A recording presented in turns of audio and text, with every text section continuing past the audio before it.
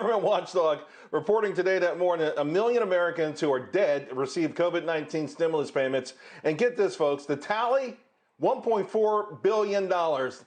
Could mistakes like this make it even harder now to get any conservatives on board for another round of stimulus? I want to go to the Wall Street Journal opinion writer, Jillian Melcher. Jillian, Congressman Tom Massey tweeting, this is the tip of the iceberg of waste in this bill. We know he's one of these conservatives out there who's sort of been pushing back against the notion of any more stimulus. So, $1.4 billion is a shocking number. It really is, but I think it's totally predictable. I mean, we see this anytime there's a government program.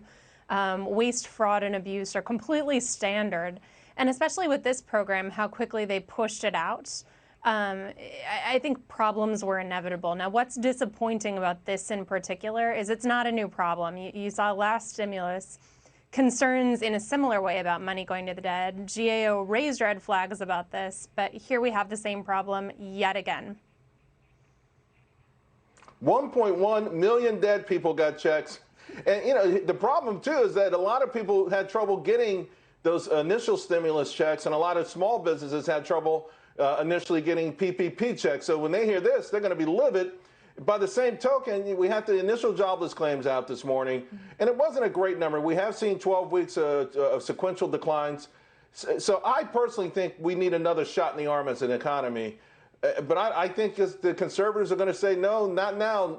This is more proof that we should hit the pause button. Well, I think stories like this are what inspired the Tea Party movement.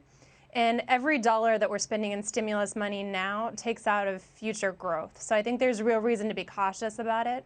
I mean, by all means, businesses should be really cautious right now, but I think the solution is partial reopening because our economy just can't sustain this forever. And no amount of government emergency measures, I think this is an indication of how clumsily they're administered and how dodgy the cause and effect here is.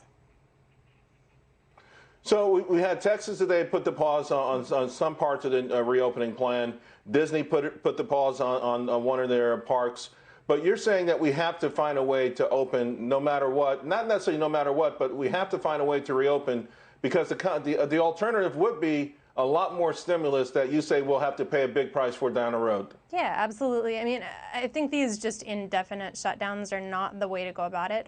We have to figure out a way to live with this, and completely shutting down the economy again is one extreme. Taking no precautions, not wearing a mask, not doing social distancing is another extreme. But I don't think that most Americans fall at either of those pools. I think they want to get back to work. I think they want to get this economy going up and running, and they want to figure out a safe way to do it. All right, let me just leave it with an amen to that. Thank you very much.